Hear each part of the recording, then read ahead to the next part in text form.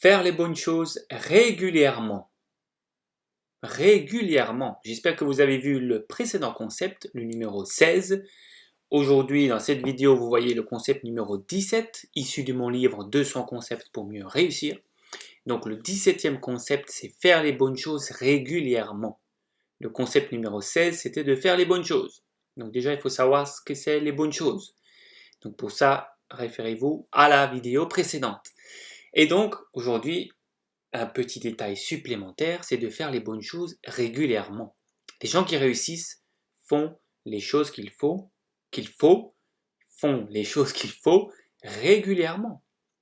Ça ne suffit pas de le faire juste une fois. Voyez-vous, une fois que vous avez défini quelles sont les bonnes choses qui vous mènent vers votre objectif, lorsque vous savez ce qui vous fait du bien et que vous savez ce que vous devez faire, quelles sont les actions, quelles sont les mentalités à avoir pour votre objectif, eh bien, il va falloir le faire plusieurs fois.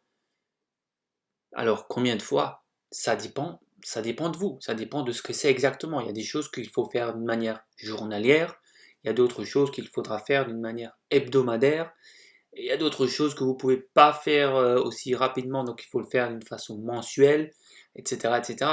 Ça dépend de vous et de vos objectifs. Mais il faut que vous définissiez combien de fois vous devez le faire par jour. Des fois, c'est même plusieurs fois par jour qu'il faut faire certaines choses. Et certaines choses, plusieurs fois par semaine, plusieurs fois par mois ou une fois par an. Peut-être un bilan une fois par an.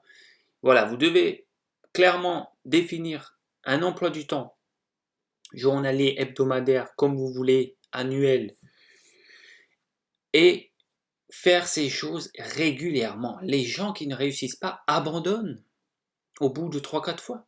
Ils font les bonnes choses 3-4 fois et puis après ils arrêtent parce qu'ils ne voient pas de résultat. Mais le succès est la réalisation progressive d'un rêve qui en vaut la peine. On parlera aussi de ce concept, mais il faut être patient, les gens. Vous croyez, aujourd'hui, il y a beaucoup de gens qui veulent tout de suite.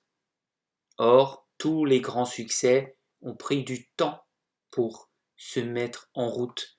C'est comme les Beatles, lorsqu'on les a interviewés, tout le monde a cru qu'ils étaient devenus célèbres du jour au lendemain, parce que tout simplement, ils n'étaient pas connus, ils jouaient dans des petits bars, chez eux, dans leur cave, ils s'entraînaient, ils n'étaient pas connus, et un soir, il y a un producteur qui les a repérés, et il leur a fait un album en 1 ou 2 semaines, je crois, et tout de suite, ils sont montés dans les charts, tout en haut, au sommet, en quelques semaines. Alors les gens, ils les ont interviewés, ils ont dit, mais alors, comment ça se fait? Comment vous vivez ce succès fulgurant? Et les Beatles ont répondu, mais non, mais ce n'est pas un succès fulgurant. Ça fait des années qu'on répète dans notre cave. Ça fait des années qu'on fait des petites scènes, des petits bars. Maintenant, on est célèbre, mais ça fait des années qu'on travaille pour ça. Et ça, la plupart des gens ne le voient pas. Vous voyez que ce qui est là, que les gens qui sont déjà sur scène, qui sont dans les feux des projecteurs, comme on dit.